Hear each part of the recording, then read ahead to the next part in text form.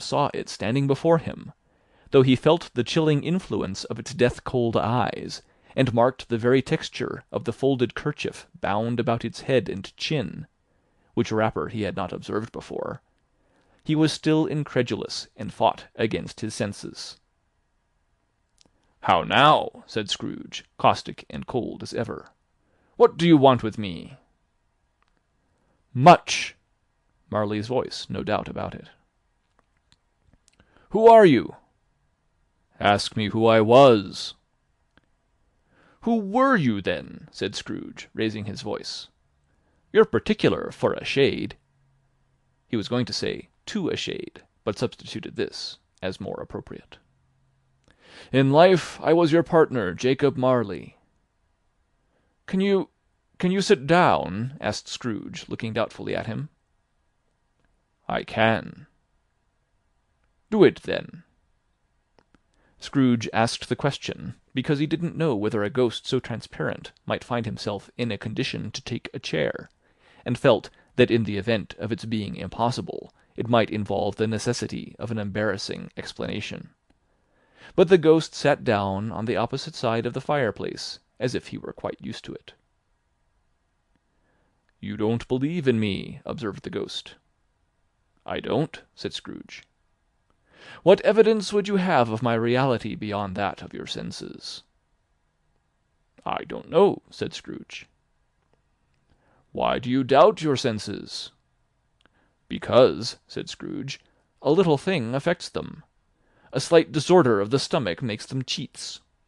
You may be an undigested bit of beef, a blot of mustard, a crumb of cheese, a fragment of an underdone potato. There's more of gravy than of grave about you, whatever you are." Scrooge was not much in the habit of cracking jokes, nor did he feel in his heart by any means waggish then. The truth is that he tried to be smart as a means of distracting his own attention, and keeping down his terror, for the spectre's voice disturbed the very marrow in his bones. To sit, staring at those fixed glazed eyes, in silence for a moment, would play, Scrooge felt, the very deuce with him. There was something very awful, too, in the spectre's being provided with an infernal atmosphere of its own. Scrooge could not feel it himself, but this was clearly the case; for though the ghost sat perfectly motionless, its hair, and skirts, and tassels were still agitated as by the hot vapour from an oven. "You see this toothpick," said Scrooge, returning quickly to the charge, for the reason just assigned, and wishing, though it were only for a second, to divert the vision's stony gaze from himself. "I do," replied the ghost. "You are not looking at it," said Scrooge. "But I see it," said the ghost, notwithstanding.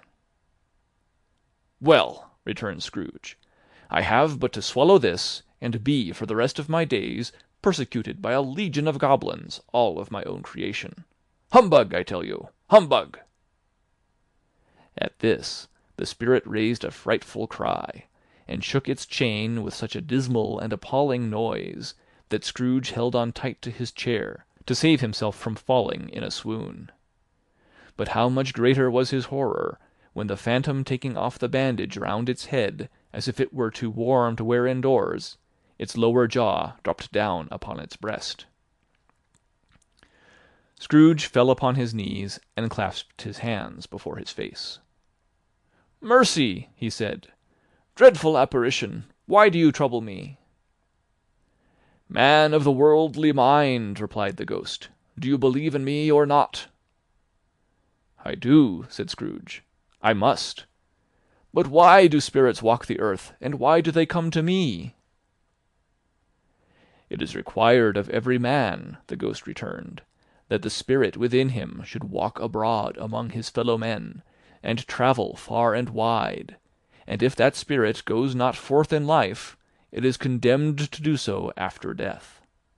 It is doomed to wander through the world, oh, woe is me, and witness what it cannot share, but might have shared on earth, and turned to happiness."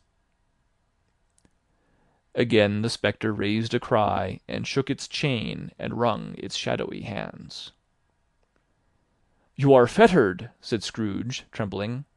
Tell me why." "I wear the chain I forged in life," replied the ghost. "I made it link by link, and yard by yard. I girded it on of my own free will, and of my own free will I wore it. Is its pattern strange to you?" Scrooge trembled more and more.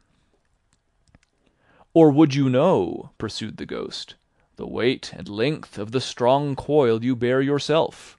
It was full as heavy and as long as this, 7 Christmas Eves ago. You have laboured on it since.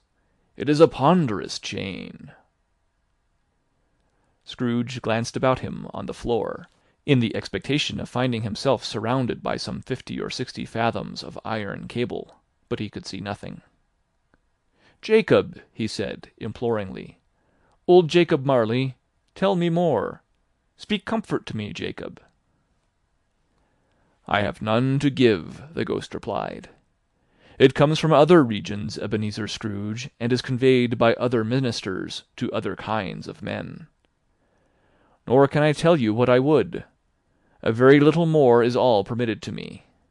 I cannot rest, I cannot stay, I cannot linger anywhere. My spirit never walked beyond our counting-house. Mark me, in life my spirit never roved beyond the narrow limits of our money-changing hole, and weary journeys lie before me." It was a habit with Scrooge, whenever he became thoughtful, to put his hands in his breeches pockets. Pondering on what the ghost had said, he did so now, but without lifting up his eyes or getting off his knees. "You must have been very slow about it, Jacob," Scrooge observed, in a business-like manner, though with humility and deference. "Slow!" the ghost repeated. "7 years dead," mused Scrooge, "and travelling all the time."